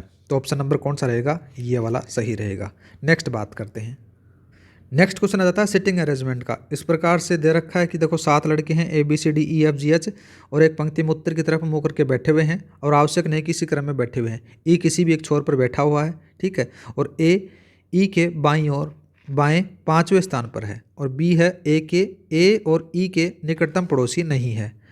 सी बी के बाएं है और तीसरे स्थान पर है। ए और बी के बीच में केवल डी बैठा है। डी और एफ के बीच में केवल 2 लड़के बैठे हैं, तो इसके बारे में बात की गई है। तो कौन सा कथन सही होगा, तो ऑप्शन नंबर कौन सा सही रहेगा साथियों, सेकंड वाला रहेगा। नेक्स्ट बात करते हैं। नेक्स्ट क्वेश्चन भी एक ब्लड रिलेशन का क्वेश्चन दे रखा है, तो इसका जो सही आंसर रहेगा वो इस सेकंड वाला रहेगा साथियों। नेक्स्ट बात करते हैं, देखो नेक्स्ट सवाल आता है सिटिंग अरेंजमेंट का। 8 लड़के हैं GHIJKLMNP केंद्र की ओर मुख्य तरफ बैठे हुए हैं वर्ताकार मेज के इर्द गिर्द, इस प्रकार से बैठे हुए हैं देखो साथियों, ठीक है। तो इस प्रकार से 8 लड़के हैं, इनको बैठा सकते हैं। और यहाँ पर इसका ये बायां हो जाता है, ये दायां हो जाता है। इधर बात करें तो ये बायां हो जाता है, ये दायां हो जाता है। जिस प्रकार से इसमें बताई गई है उसको अपन फॉलो करते हैं तो अपना जो आंसर आएगा वो दायां और तीसरा रहेगा। नेक्स्ट बात करते हैं। एक महिला की ओर संकेत करते हुए एक लड़की वो कहती है, उनकी बहू का विवाह मेरे पति के सास के इकलौते बेटे से हुआ है। लड़की महिला से कैसे संबंधित आ जाती है, तो याद रखना बेटी आएगी। नेक्स्ट बात करते हैं। एक निश्चित कूट भाषा में यदि फरवरी को मार्च कहा जाता है और मार्च को अप्रैल कहा जाता है, अप्रैल को जून कहा जाता है, जून को सितंबर कहा जाता है, सितंबर को नवंबर कहा जाता है, तो किस माह के दिनों में की संख्या सबसे अधिक होगी, तो किस में रहेगी, अप्रैल में रहेगी साथियों। नेक्स्ट बात करते हैं। नेक्स्ट सवाल दे रखा है कि दिए गए समूह में कुछ गणितीय संक्रियाओं के द्वारा प्राप्त की गई उसी आधार पर अन्य को हल करने के लिए प्रश्नवाचक चिन्ह के स्थान पर उचित जो विकल्प होगा उसका चयन करना है, तो इसका आंसर रहेगा साथियों 73। नेक्स्ट बात करते हैं। देखो दी गई आकृति के अंदर से प्रश्नवाचक चिन्ह के स्थान पर कौन सा अंक आएगा। यहाँ पर देखो डी और एफ के अंदर से 1 का अंतर है, फिर बात करें तो 2 का अंतर आ जाता है, फिर 3 का जाता है, फिर 4 का जाता है, फिर 5 का गया, फिर 6 का गया, और फिर आ जाता है साथियों 7। और 7 में कौन सा आएगा, एम आएगा। ऑप्शन नंबर कौन सा, तीसरा सही रहेगा। नेक्स्ट बात करते हैं। नेक्स्ट सवाल दे रखा है कि निम्न आकृति में प्रश्नवाचक चिन्ह के स्थान पर कौन सा अंक आएगा। यहाँ पर अपन देखो किस प्रकार से करेंगे कि 40 प्लस का 12 कर दिया आपने, 40 प्लस 12 बराबर कितना हो गया साथियों, 52 हो गया। और 52 में से आप 22 घटा दो तो 30 आ जाता है। सेम कॉन्सेप्ट अपन आगे वाले पे अप्लाई करते हैं तो कितना जाता है, 28 प्लस का 20 आ गया साथियों, कितना आ गया, 48 आ गया। और 48 में मैं क्या घटाऊँ कि मेरे पास में 43 आ जाए, तो माइनस का मैं 5 घटा देता हूं तो मेरे पास में 43 आ जाता है। ऑप्शन नंबर 5 कौन सा है, ये वाला रहेगा। नेक्स्ट बात करते हैं। नेक्स्ट सवाल आ जाता है कि गणितीय चिन्हों का वही सही संयोजन चुने जिसमें से क्रमिक रूप से स्टार के चिन्हों पर रखने के लिए समीकरण को संतुलित हो जाए। तो अपन क्या करेंगे, इस समीकरण के अंदर से ये वाला जो रखेंगे ना साइन स्टार की जगह, तो ये समीकरण क्या हो जाती है साथियों, संतुलित हो जाती है। नेक्स्ट बात करते हैं। नेक्स्ट सवाल आ जाता है सिटिंग अरेंजमेंट का। 6 लड़कियां हैं PQRSTUV एक पंक्ति में बैठी हैं, जरूरी नहीं है कि इसी क्रम में हो, और TR और Q के ठीक बीच में बैठी हुई है, और P है वो Q और V के बीच, Q और V U के बीच में बैठी हुई है। तो T और P के ठीक बीच में कौन बैठा है, तो इसका जो सही आंसर रहेगा साथियों Q रहेगा। नेक्स्ट बात करते हैं। दिए गए पैटर्न का ध्यानपूर्वक अध्ययन करने के बाद में श्रृंखला का चयन कीजिए जो तीसरी आकृति में प्रश्नवाचक चिन्ह के स्थान पर आ सकती है। तो इसके लिए अपन क्या अप्लाई करेंगे साथियों, देखो यहाँ पर देखो अपन क्या करेंगे, 4 + 3 कितना हो गया, 4 + 3 हो गया 7, और 7 को मैं 6 से मल्टीप्लाई कर देता हूँ तो 42 हो जाता है। इसी प्रकार से 30 प्लस का 12 को अपन करेंगे तो कितना हो गया, 42 हो गया। सेम कॉन्सेप्ट अपन यहाँ पर अप्लाई करते हैं तो कितना जाता है, 5 गुणा कितना लिखोगे, 5 + 3 लिखोगे, 5 + 3 बराबर कितना हो गया, 8 आ जाता है। और यहाँ पर 18 और 14 को जब आप जोड़ते हो ना आपके पास में कितना आ गया, ये 32 आता है। तो यहाँ पर 8 को मैं किससे मल्टीप्लाई करूँ, मेरे पास में 32 आ जाए तो मैं किससे करूँगा साथियों, 4 से मल्टीप्लाई करूँगा, तो यहाँ पर 32 आएगा। ऑप्शन नंबर कौन सा रहेगा, 4th वाला सही रहेगा। नेक्स्ट सवाल बात करते हैं साथियों। 4 अक्षर समूह दिए गए हैं जिनमें से 3 किसी प्रकार से समान हैं और एक असंगत है, तो असंगत समूह का चयन करना है अपने को। देखो इसमें किस प्रकार से होता है, इनके ऑपोजिट है, बी का वाई आ गया, ए का जेड आ गया, इधर एफ का यू आ जाता है, ई का वी आ जाता है, एच का कौन सा आएगा साथियों, जी का टी आ जाता है, एच का एस आ जाता है। यहाँ पर कोई फॉलो नहीं हो रहा इस चीज़ को, तो यहाँ पर ऑप्शन नंबर सेकंड रहेगा। नेक्स्ट बात करते हैं, यहाँ पर क्या दे रखा है, ये इस प्रकार से दे रखा है, गुड टू टेस्ट दे रखा है, ठीक है। दूसरा बात करें तो 4, 5 और 6 जाता है, और इधर 7, 8 और 9 दे रखा है। तो उसी भाषा में बी के बारे में पूछा गया, तो बी कितना आएगा साथियों, 7 आएगा। नेक्स्ट बात करते हैं, 4 शब्द सूचीबद्ध किए गए हैं जिनमें से 3 किसी तरह से समान है और एक असंगत है, तो असंगत का चयन करना है। योजना, स्कीम, परिकल्पना समान होते हैं लेकिन जो निर्देशन होता है वो अलग होता है, ऑप्शन नंबर 4 तो सही रहेगा। नेक्स्ट बात करते हैं, गुरुत्वाकर्षण है इसकी खोज हुई थी और जो टेलीफोन है इसका क्या हुआ था, आविष्कार हुआ था, ऑप्शन नंबर 4 सही रहेगा। नेक्स्ट बात करते हैं, नेक्स्ट देखो क्या बता रखा है कि ए है, ए का अर्थ है प्लस और एट द रेट का अर्थ है क्रॉस और मल्टीप्लाई, और जो एंड है इसका अर्थ है भाग, और वी का जो अर्थ है वो माइनस आ जाता है। तो इस समीकरण के अंदर से अपने को रखना है, तो किस प्रकार से आएगा, 7 और 7 गुणा 2 माइनस का 135 भाग 135 भाग 5 गुणा 3 भाग 9 आ जाता है। जब इसको आप सोल्व करते हो और प्लस का 1 आ गया साथियों, जब आप इसको सोल्व करोगे तो 14 माइनस का 9 प्लस का 1 आ जाता है, तो आंसर आएगा 6, ऑप्शन नंबर सेकंड वाला। नेक्स्ट बात करते हैं, नेक्स्ट सवाल आ जाता है कि दिए गए समीकरण को संतुलित करने के लिए किन 2 चिन्हों और किन 2 संख्याओं को आपस में बदलना चाहिए जिसके कारण से समीकरण संतुलित हो जाए, तो ऑप्शन नंबर कौन सा रहेगा, ये वाला सही रहेगा, सेकंड वाला। नेक्स्ट बात करते हैं साथियों, नेक्स्ट सवाल दे रखा है कि निम्नलिखित प्रश्नों में दिए गए विकल्पों से संबंधित जो है उनका चयन करना है। देखो किस प्रकार से होगा साथियों, यहाँ पर 6, यहाँ पर 6 और यहाँ पर 6, और इसमें भी 6 का प्रयोग हुआ है। सेम कॉन्सेप्ट इसके बारे में फॉलो करें तो अपन कौन सा जाता है, एन और सी आ जाता है, और ये आ गया और ये आ गया, तो ऑप्शन नंबर ये रहेगा, क्योंकि इसमें से 6 जुड़ रहे हैं ना, इस प्रकार से आ जाता है। नेक्स्ट बात करते हैं, यहाँ पर 2-3 कथन दे रखे हैं, उन कथनों के बारे में बात की गई है। एक बैडमिंटन टूर्नामेंट के लिए बात की गई है कि खिलाड़ियों को कम से कम एक जिला स्तरीय टूर्नामेंट जीता होना चाहिए। दूसरा बात करें तो खिलाड़ियों को राज्य बैडमिंटन सोसाइटी का सदस्य होना चाहिए। और तीसरा कथन दिया गया कि 1 जनवरी 2021 को अभ्यर्थी की आयु कम से कम 14 वर्ष होनी चाहिए। हालांकि यदि कोई अभ्यर्थी उपरोक्त सभी शर्तों को पूरा करता है पर सिवाय, तो शर्त बात करते हैं, देखो शर्त सेकंड को, लेकिन सदस्यता लेने को तैयार है और उसमें से 1 वर्ष पूर्व यहाँ पर 1 पूर्व टूर्नामेंट प्रशिक्षण खेलने का अनुमति दी जा सकती है। दूसरा बात करें तो दूसरा यह जाता है, तो इसका जो सही आंसर रहेगा वो कि कुणाल को टूर्नामेंट खेलने की अनुमति मिलेगी साथियों। नेक्स्ट बात करते हैं, नेक्स्ट सवाल जाता है कि नाथावतों के इतिहास के अनुसार बीहड़ वन में पर्वत शिखर पर बना हुआ वह कौन सा दुर्ग है जो शिव शिखर पर रखे बीलपत्र की तरह दिखाई देता है, तो नाम याद रखना, रणथंबोर दुर्ग है वो। नेक्स्ट बात करते हैं, मोरचंग वाद्य यंत्र के बारे में निम्नलिखित में से कौन सा कथन सही है। पहला, यह लोहे से बना हुआ छोटा वाद्य यंत्र, ठीक बात आ जाती है। मोरचंग को होठों के बीच में रखकर बजाया जाता है, ये बात भी ठीक आ जाती है। मोरचंग यह सुशीर वाद्य यंत्र की श्रेणी में आता है, ये बात भी सही है। इसमें से 27 तार होते हैं, ये बात यहाँ पर गलत आ जाती है। इसमें कितने तार होते हैं, 12 तार होते हैं।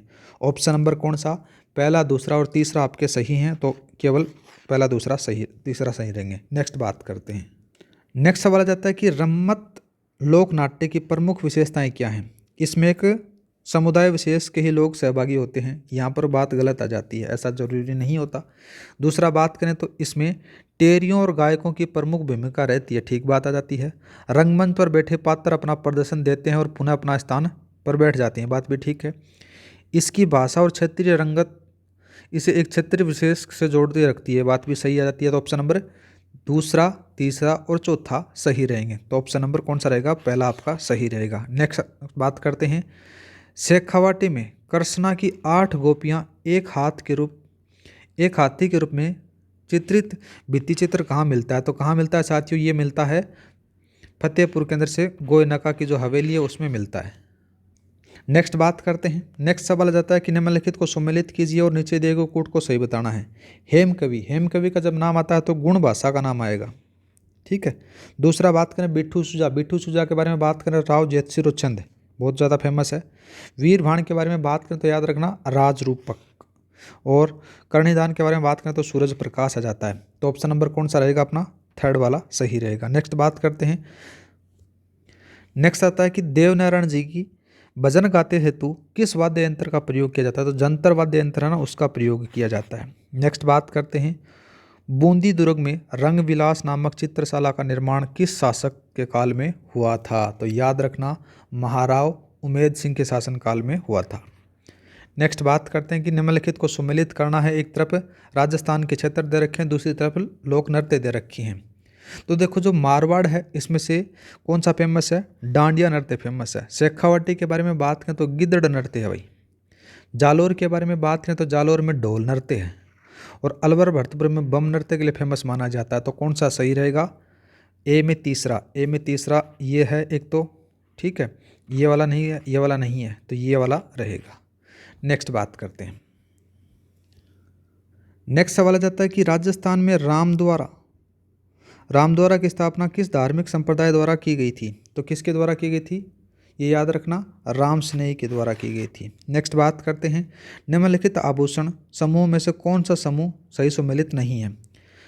ये बात करते हैं तो कर्णपूल पीलपत्रा है, ये सारे के सारे किसके हैं, कान के हैं। दूसरा बात करें तो ये किसके हैं, ये आ जाते हैं साथियों गले के आभूषण हैं। दूसरा बात करें तो कंगन नौगरी हैं, ये हाथ के हैं पहली बात। और ये गजरा है ना, गजरा ये बालों में लगाया जाता है ना, कहाँ लगाया जाता है, बालों में लगाया जाता है। और नेवरी के बारे में बात करें तो एड्डी का आभूषण है, एड्डी का। और ये लंगर पायल, ये सारे के सारे किसके हैं, पैर के आभूषण हैं। और यही पूछा गया है। ऑप्शन नंबर कौन सा सही रहेगा अपना, थर्ड वाला सही रहेगा। नेक्स्ट बात करते हैं, प्रथम बार पुत्र के जन्म के अवसर पर बालक और उसके परिवार को ननिहाल पक्ष द्वारा वस्त्र और आभूषण दिए जाते हैं, यह रिवाज कहलाता है। तो इस रिवाज को क्या कहते हैं, जामना कहते हैं। मायरन बेरो इतना बात ना मायरो कहें। दूसरा बात करें जुआरी क्या होता है, देखो जोहरी या फिर गहने से संबंधित जो रिवाज होता है उसको कहा जाता है जुआरी। एक तो हमारी तरफ भी बोलते हैं ना, वो लेना देना करते हैं, वो उसको जुआरी बोलते हैं। दूसरा बात करते हैं पैरावणी, ये भी अलग आता है, ठीक है। नेक्स्ट बात करते हैं, और इस ऊपर वाले में जो आंसर रहेगा ना वो कौन सा रहेगा, जामना रहेगा। नेक्स्ट बात करते हैं कि मारवाड़ क्षेत्र का लोकप्रिय त्यौहार गुड़ला मनाया जाता है। तो जो गुड़ला त्यौहार है ना, ये कब मनाया जाता है साथियों, याद रखना चैत्र कृष्ण अष्टमी से चैत्र शुक्ल तृतीया तक मनाया जाता है।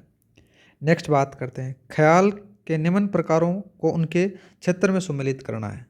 तो पहला जाता है कुचामणी ख्याल कहाँ का है, नागौर का जाता है, ठीक है। दूसरा बात करें अली बख्शी कहाँ का है साथियों, यह जाता है मेवात अलवर के साहिब का। ईर रांझा की तरफ अपन बात करें तो कहाँ का, यह जाता है शेखावाटी की तरफ का। और दूसरा जाता है कान कुंजरी, यह जाता है जयपुर का जाता है साथियों, कहाँ का आता है, जयपुर का जाता है। तो ऑप्शन नंबर कौन सा सही रहेगा इसमें जाता है सेकंड वाला, ये वाला, ठीक है। नेक्स्ट बात करते हैं, नथमल जी की हवेली अवस्थित है। तो नथमल जी की हवेली कहाँ पर है साथियों, जैसलमेर में आ जाती है। और बात करें बीकानेर की हवेली, तो बीकानेर में रामपुरिया हवेली मिलेगा आपको, कोठारी हवेली मिलेगी, मोहता हवेली मिल जाती है। और बात करें जोधपुर के बारे में तो जोधपुर में रास सिंधवी और हवेली इनपाल आ जाता है, पुष्य नक्षत्र हवेली, ये सारी की सारी आपको जोधपुर में मिलेंगी। बाड़मेर में बात करें तो हवेली रिसोर्ट आपको देखने को मिलेगा, ठीक है।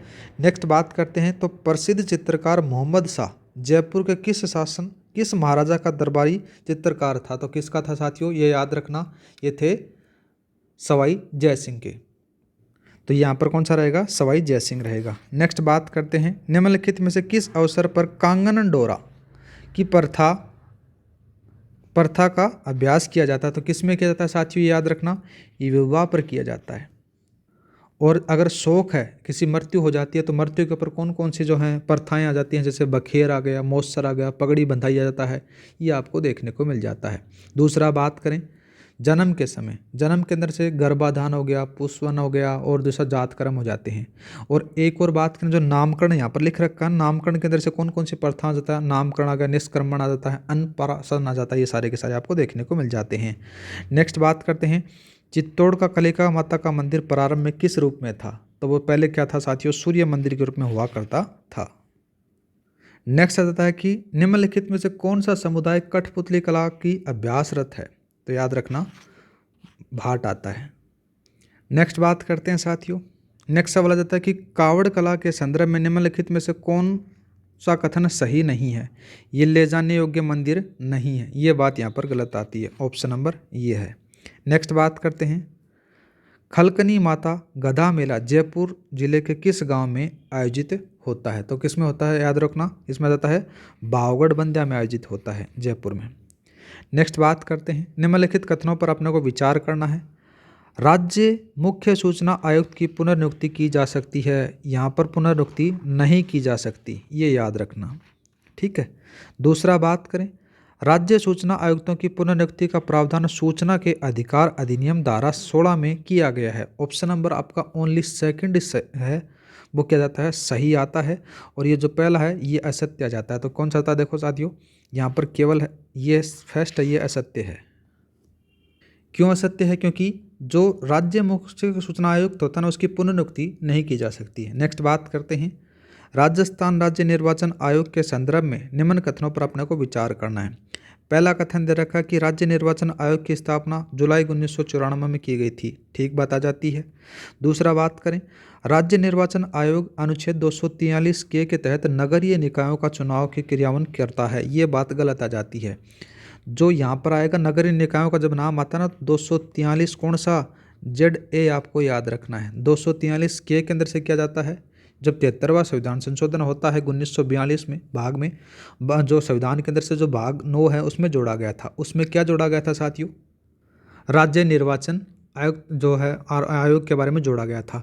जब 74वां संविधान संशोधन होता है 1992 के अंदर से, उसके अंदर से 243 जेड है ना, उसमें नगरीय निकायों का जो चुनाव है ना, उनके बारे में बात की गई थी, ठीक है। तो ऑप्शन नंबर कौन सा सही रहेगा, ओनली पहले वाला सही रहेगा। नेक्स्ट बात करते हैं, नेक्स्ट आ जाता है कि लोकायुक्त संस्था है। तो लोकायुक्त एक साविधिक और सलाहकारी संस्था है, ठीक है। नेक्स्ट बात करते हैं, निम्नलिखित में से असुमेलित युग्म का चयन करना है। राजस्थान राज्य मानवाधिकार और मानवाधिकार संरक्षण की जो धाराएं हैं उनके बारे में बात की गई है। देखो किस प्रकार से है, उसके बारे में असुमेलित युग्म है उसके बारे में बात की गई है। नियुक्ति होती है धारा 22 में, ठीक है। वित्तीय स्वायत्ता धारा 33 में, वैधानिक गारंटी है वो धारा 23 में, कार्यवाहक अध्यक्ष है ये धारा 25 में होता है। किस में होता है, 25 में होता है। और धारा 26 में क्या होता है, वेतन और भत्ते होते हैं। क्या होते हैं साथियों, वेतन भत्ते होते हैं। ऑप्शन नंबर यही अपना सही रहेगा, क्योंकि इसमें असत्य कथन के बारे में पूछा गया है। नेक्स्ट बात करते हैं साथियों, नेक्स्ट सवाल आ जाता है कि निम्न में से कौन राज्य मानवाधिकार आयोग के अध्यक्ष नहीं रहे। तो कौन नहीं रहे, याद रखना, न्यायाधीश अकील कुरैशी नहीं रहे, ठीक है।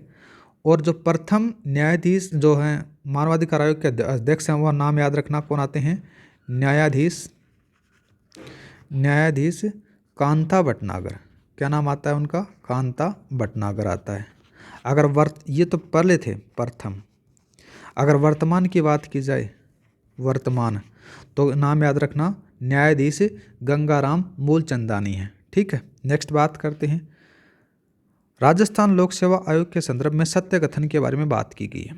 तो पहला कथन दे रखा है कि राजस्थान लोक सेवा आयोग एक साविधिक आयोग है। साविधिक नहीं है, यह संवैधानिक आयोग है, संवैधानिक, ठीक है, संवैधानिक आयोग आ जाता है। दूसरा बात करें तो देखो, आरपीएससी के अध्यक्ष और सदस्यों का कदाचार के आधार पर राज्यपाल पद से हटा सकता है, राज्यपाल नहीं हटा सकता, राष्ट्रपति हटा सकता है, ठीक है।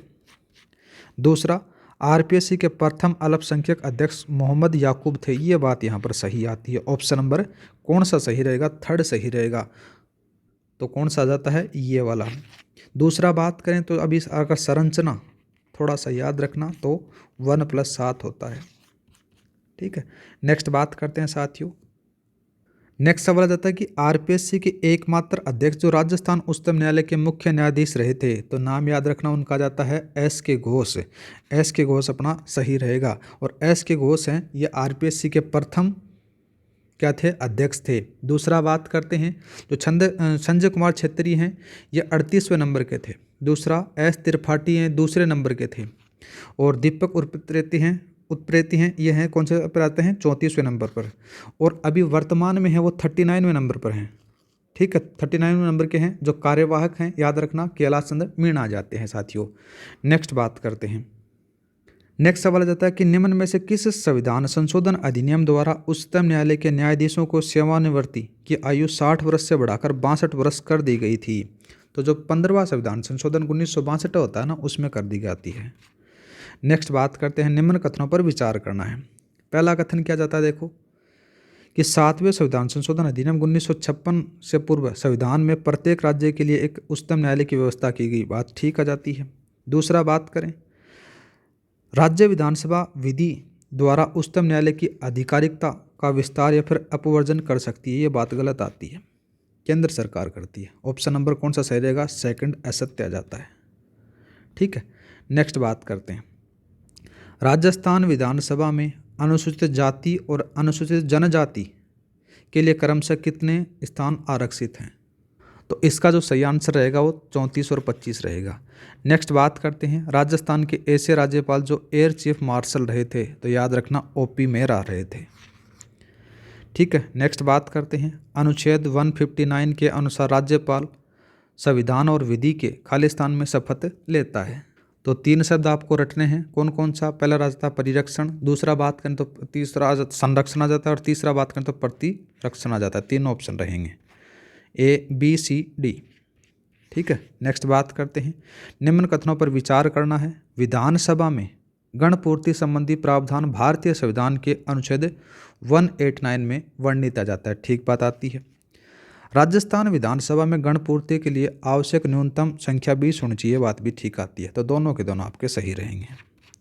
नेक्स्ट बात करते हैं, राजस्थान प्रशासनिक सेवा के अधिकारियों की पहली बार जिला कलेक्टर के रूप में पदस्थापन किया वर्ष में हुआ, 2009 में हुआ था, IAS और RAS के बारे में। ठीक है, नेक्स्ट बात करते हैं, राजस्थान सुनवाई का अधिकार अधिनियम 2012 के तहत लोक सुनवाई अधिकारी को परिवाद प्राप्ति की तारीख के 15 दिन में तो जो सुनवाई करने का निपटारा होता है। ठीक है, तो 15 दिन इसमें रहेगा। नेक्स्ट बात करते हैं, राष्ट्रीय खाद्य तेल मिशन तिलहन के संबंध में निम्नलिखित कथनों पर विचार करना है। तो पहला कथन दे रखा कि इस मिशन के अंतर्गत प्राथमिक तिलहन उत्पादन को वर्ष 2030-31 तक बढ़ाकर 69.7 मिलियन टन करने का लक्ष्य रखा गया है, ठीक बात आ जाती है। दूसरा बात करें तो यह मिशन वर्ष 2025-26 से 2030-31 तक की अवधि के लिए लागू किया गया, ये बात यहाँ पर गलत आती है। ये 2024 से स्टार्ट होता है, 2024-25 से। ठीक है, तो ऑप्शन नंबर A वाला सही रहेगा। नेक्स्ट बात करते हैं साथियों, नेक्स्ट सवाल आ जाता है कि PM विद्यालक्ष्मी योजना के संदर्भ में निम्नलिखित कथनों पर विचार कीजिए। यह योजना देश के सर्वोच्च गुणवत्ता वाले उच्च शिक्षा संस्थानों पर लागू होगी जो समग्र श्रेणी विशिष्ट और डोमेन विशिष्ट रैंकिंग और साथ में बात करें तो NIRF में शीर्ष 100 स्थानों पर रहे हैं, ठीक बात आ जाती है। दूसरा बात करें, वे छात्र जिनकी पारिवारिक आय 8 लाख रुपए तक हो वे इनके लिए पात्र होंगे, ये बात भी ठीक आती है। तो दोनों के दोनों सही हैं। नेक्स्ट बात करते हैं, विश्व का पहला high altitude para sports centre कहाँ स्थापित किया जाएगा? तो लद्दाख में किया जाएगा साथियों। नेक्स्ट बात करते हैं, निम्नलिखित में से असंगत युग्म का चयन करना है। पहला कथन आ जाता है कि देखो, सर्वोच्च न्यायालय के 51वें मुख्य न्यायाधीश संजीव खन्ना है, ठीक बात आ जाती है। भारत के 31वें नियंत्रक महालेखा परीक्षक हैं वो के संजय मूर्ति हैं। दूसरा, 28वें भारतीय वायुसेना प्रमुख हैं वो एयर मार्शल गगनदीप सिंह हैं, ये बात यहाँ पर गलत आ जाती है। ऑप्शन नंबर 3 सही रहेगा। नेक्स्ट बात करते हैं, नेक्स्ट आता है कि हाल ही में UN हैमिल्टन और वैश्विक स्थिरता पुरस्कार जीतने वाला पहला भारतीय शहर तिरुवनंतपुरम था। ठीक है, नेक्स्ट बात करते हैं, पेरिस ओलंपिक 2024 के संबंध में निम्नलिखित असंगत युग्म का चयन करना है। सरबजीत का है वो जाता है 10 मीटर एयर पिस्टल शूटिंग से, ठीक बात आ जाता है। दूसरा बात करें कुशाले का, वो 50 मीटर राइफल से, ठीक है। और अमन के बारे में बात करें तो आ जाता है कुश्ती से। मनु भाकर का 10 मीटर एयर पिस्टल से है, राइफल से नहीं है। किससे आ जाता है? पिस्टल से आ जाता है। इनके द्वारा 2 कांस्य पदक जीते जाते हैं। ऑप्शन नंबर कौन सा सही रहेगा आपका? 4th सही रहेगा। नेक्स्ट बात करते हैं, नेक्स्ट सवाल आ जाता है कि भारत की पहली स्वदेशी रूप से विकसित एंटीबायोटिक दवा कौन सी है? तो नाम याद रखना, नेफिप्रोवायसिस आ जाता है। नेक्स्ट बात करते हैं, GSAT-20 के संबंध में निम्नलिखित कथनों पर आपको विचार करना है। यह भारत का संचार उपग्रह है जिसे स्पेस एक्स के फाल्कन 9 रॉकेट द्वारा लॉन्च किया गया, ठीक बात आ जाती है। यह सैटेलाइट द्वारा हाई स्पीड ब्रॉडबैंड और हवाई जहाज की उड़ान के दौरान इंटरनेट कनेक्टिविटी उपलब्ध करवाया गया, बात भी ठीक आ जाती है। इस उपग्रह का जो वजन है वो 4700 किलोग्राम, ये बात भी सही आती है। तो ऑप्शन नंबर पहला, दूसरा, तीसरा आपके सही रहेंगे। नेक्स्ट बात करते हैं, सितंबर 2024 में केंद्र सरकार के द्वारा पोर्ट ब्लेयर का नाम परिवर्तित कर क्या रखा गया? तो याद रखना श्री विजयपुरम रखा गया है। नेक्स्ट बात करते हैं, भारत की पहली प्रधानमंत्री जनमन कॉलोनी कहाँ विकसित की गई है? तो याद रखना कहाँ पर? शिवपुरी मध्य प्रदेश में जाती है साथियों। नेक्स्ट बात करते हैं, नेक्स्ट आ जाता है कि निम्नलिखित सभ्यता स्थलों में से संबंधित जिलों से सम्मिलित नहीं है, तो कौन सा नहीं है? देखो, नोहा सभ्यता भरतपुर में, पचमाता कहाँ है? राजसमंद में है। कहाँ पर है? राजसमंद में है साथियों। और भीलवाड़ा में बात करें तो बागोर, आगोचा, ओझाना जो है सारी की सारी पाषाण युग सभ्यताएं आपको देखने को मिलेंगी। और एलाना जालौर में है, और कोल माहौली है, ये सोयमादुर में आपको देखने को मिल जाती है। नेक्स्ट बात करते हैं, प्रतिहार शासक वत्सराज के संबंध में अधोलिखित कथनों पर विचार कर असत्य कथन को पहचानना है। तो पहला कथन क्या रखा कि वत्सराज के शासनकाल में त्रिपेक्षिक संघर्ष प्रारंभ हुआ, ठीक बात आ जाती है। वत्सराज ने राष्ट्रकूट शासक ध्रुवराज को पराजित किया था, ये बात यहाँ पर गलत आ जाती है। तो किन के द्वारा पराजित किया गया था? ये इंदिरा युद्ध के अंदर से धर्मपाल को पराजित किया था। और जो राष्ट्रकूट जो शासक का ध्रुवराज है ना, इसको किसने पराजित किया था? तो चालुक्य शासक विक्रमादित्य सेकंड के द्वारा किया गया था। ऑप्शन नंबर ये सही रहेगा। नेक्स्ट बात करते हैं, निम्न में से कौन सा शासक महाराणा जगत सिंह के पश्चात मेवाड़ की गद्दी पर बैठा? पहली बात करते हैं तो महाराणा जगत सिंह है, इसका जो शासनकाल है वो 1628 से स्टार्ट होता है और 1652 तक चलता है। महाराणा करण सिंह के बारे में बात करें तो 1620 से स्टार्ट होता है और 1628 तक चलता है। महाराणा राज सिंह के बारे में बात करें तो 1652 से स्टार्ट होता है साथियों और 1680 तक चलता है। महाराणा अमर सिंह के बारे में बात करें तो महाराणा अमर सिंह का जो शासनकाल 1597 से स्टार्ट होता है और कितना जाता है? 1620 तक चलता है।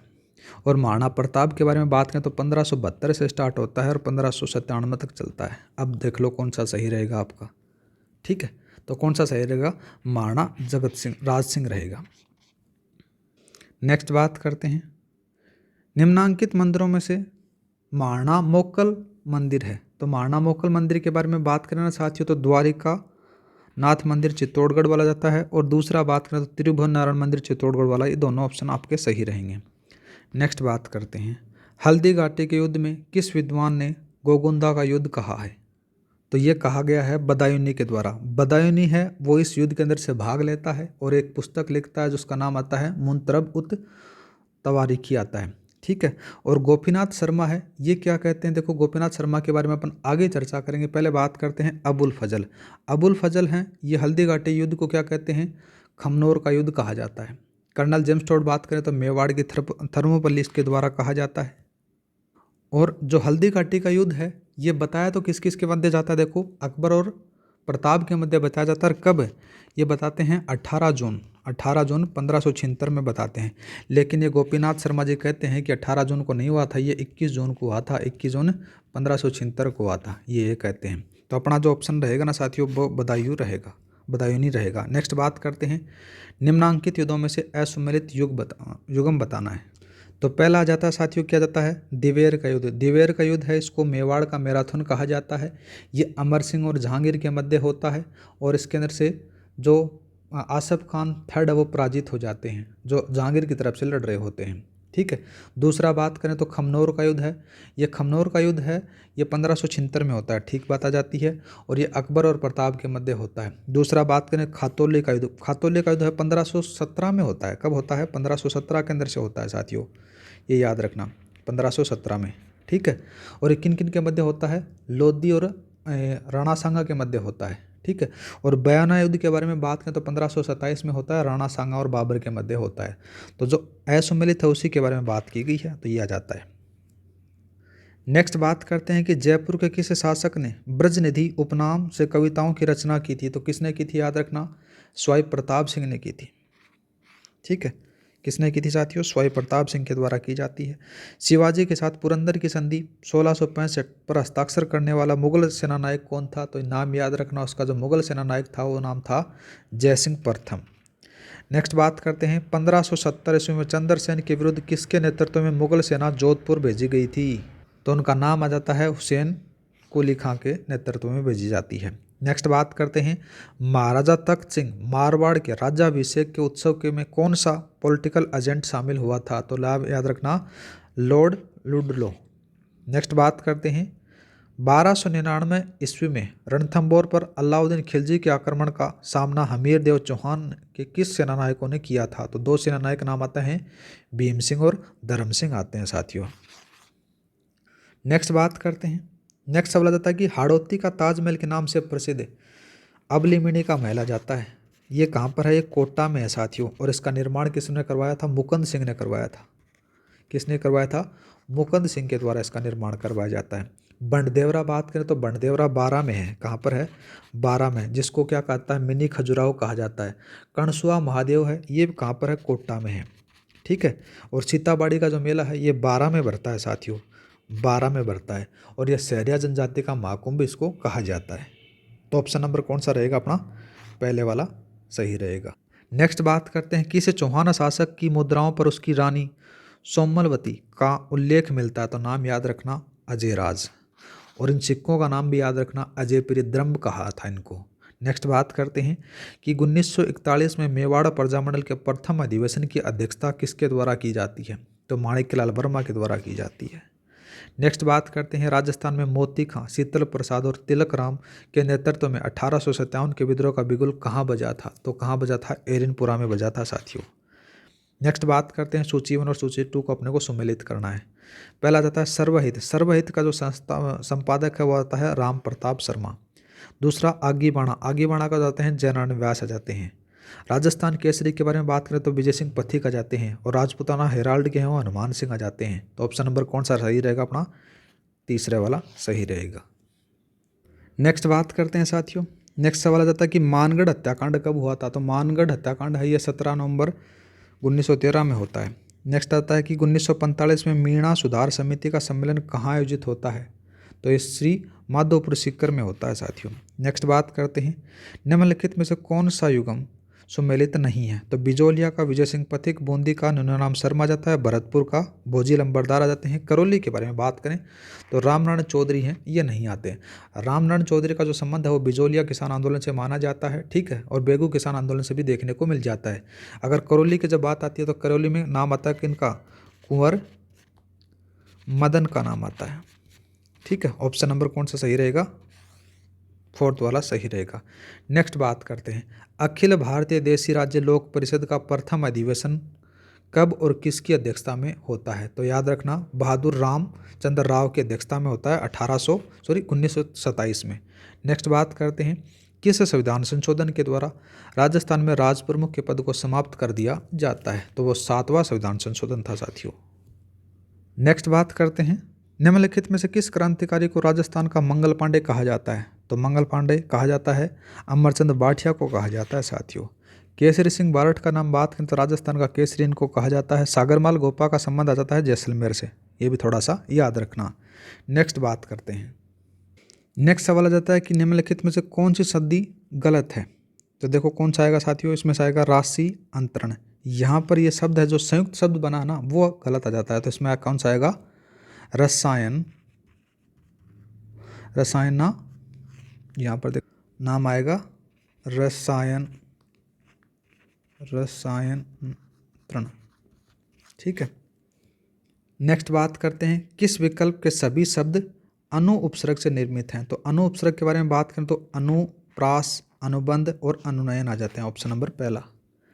नेक्स्ट बात करते हैं किस वाक्य के लिए प्रयुक्त शब्द का सार्थक नहीं है? तो कौन सा नहीं है साथियों? याद रखना आँखों से संबंध रखने वाला इंद्रिय नहीं कहा जाता, इनको क्या कहते हैं? इसको चाक्षु कहा जाता है। क्या कहते हैं इसको? चाक्षु। या फिर इसको कह सकते हैं नेत्रीय भी इसको कह सकते हैं। क्या कह सकते हैं इसको? नेत्रीय कहते हैं। नेक्स्ट बात करते हैं किस विकल्प में समश्रुत भिन्नार्थी शब्द युगम का अर्थवेदन सुसंगत नहीं है? तो कौन सा नहीं है? देखो इधर आ जाता है ये द्वीप वाला। इस द्वीप का तो हाथी होता है। क्या होता है साथियों? हाथी होता है। और इस टापू के बारे में बात करें तो इसका मतलब होता है द्वीप। Option number third. नेक्स्ट बात करते हैं निम्न में से किस विकल्प में परस्पर विलोम शब्द नहीं है? तो याद रखना अबिस्ट और इष्ट वाला नहीं है। नेक्स्ट बात करते हैं, पर्यायवाची शब्दों के संबंध में असंगत युग्म आ जाता है। तो देखो कौन सा होता है, चावल वाले में, चावल वाले में अक्षत है, ओदन नहीं होता, ओदन नहीं होता, इसका होता है ओडन। ठीक है, ऑप्शन नंबर 3। नेक्स्ट बात करते हैं, किस सामासिक पद का विग्रह सही नहीं है। तो कौन सा नहीं है, बैलगाड़ी वाला नहीं है। नेक्स्ट बात करते हैं, बैल के लिए गाड़ी होता है। नेक्स्ट आता है कि निम्नलिखित में से अशुद्ध वर्तनी वाला शब्द है। इसका जो सही आंसर रहेगा वो लघुत्तर रहेगा। लघुत्तर किस प्रकार से लिखा जाता है, जो ऊ है वो छोटा आता है, लघुत्तर इसको कहा जाता है। ठीक है, नेक्स्ट बात करते हैं, निम्न में से किस शब्द में यह प्रत्यय नहीं है। तो काव्य के अंदर से नहीं है, याद रखना काव्य में कोई प्रत्यय नहीं है। नेक्स्ट आता है कि शुद्ध वाक्य का चयन करें। शुद्ध वाक्य में बात करें तो गीता का उपदेश सभी के लिए हितकारक है। ठीक है, नेक्स्ट बात करते हैं। नेक्स्ट सवाल आ जाता है साथियों कि सूरज को दीपक दिखाना, मुहावरे का सही अर्थ क्या होगा कि जो सुविख्यात व्यक्ति होता है उसका परिचय देना होता है। नेक्स्ट बात करते हैं, नेक्स्ट इडियम पूछे गए, देखो to jump from frying pan to fire आ जाता है। तो इसका मतलब होता है कि किसी बुरी परिस्थिति से भी बुरी परिस्थिति में फंस जाना। तो इसका जो सही आंसर रहेगा ना वो साथ तो कौन सा रहेगा, to get from bad to worst आ जाता है। ठीक है, नेक्स्ट बात करते हैं। नेक्स्ट आ जाता है कि to blow one's own trumpet आ जाता है, मतलब क्या, तुर्रई बजाना। इसका मतलब बात करें तो कौन सा होता है साथियों, मतलब कि पोपाड़ी बजाना होता है। इसका जो सही आंसर रहेगा to sing once on praise रहेगा। नेक्स्ट बात करते हैं। नेक्स्ट आ जाता है कि टू कॉल ए स्पेड, मतलब कि सच को सच कहना, मतलब कि सच को सच कहना जाता है। तो इसका जो सही आंसर रहेगा ना तो आ जाता है to say thing as it is.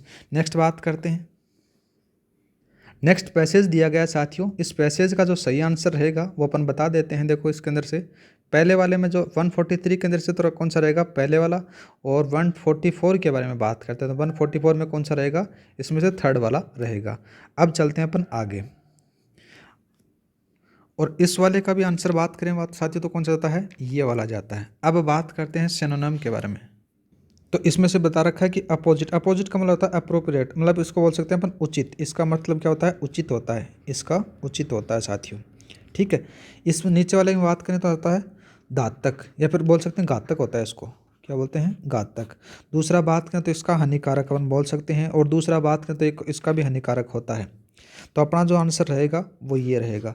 Next बात करते हैं। नेक्स्ट आ जाता है साथियों एरोडोस। एरोडोस का मतलब होता है कठिन, या फिर बोल सकते हैं इसका जो है इसके अंदर से डिफ़िकल्ट अपन बोल सकेंगे। डिफ़िकल्ट इसमें कोई भी नहीं है ना, तो इसका अलग से नहीं है, इसमें कोई भी नहीं है इसका जो समानार्थी जो शब्द है। वैसे देखा जाए तो अपन डिलीजेंट भी इसको कर सकते हैं। डिलीजेंट का मतलब होता है मेहनती। ठीक है, और इस वाले में बात करें तो इसका मतलब होता है स्वदेशी, और इसके बारे में बात करें तो इसका मतलब होता है आपदा। ठीक है साथियों, टिम्ड के बारे में बात करें तो डरपोक होता है, क्या होता है, डरपोक होता है साथियों। नेक्स्ट आता है एसर्बिक। एसर्बिक का मतलब होता है एसिड, या फिर अपन बोल सकते हो तीखा। क्या बोल सकते हो साथियों, तीखा बोल सकते हो। तो इसका जो सही आंसर रहेगा वो ये वाला रहेगा। नेक्स्ट बात करते हैं एंटोनिम के बारे में। नेक्स्ट आता है कि हैजर्डस लिखा गया है, तो हैजर्डस को अपन क्या कह सकते हैं, खतरनाक। क्या कह सकते हैं इसको, खतरनाक कह सकते हैं साथियों। ठीक है, इसका जो सही एंटोनिम रहेगा वो ये रहेगा, सिक्योर।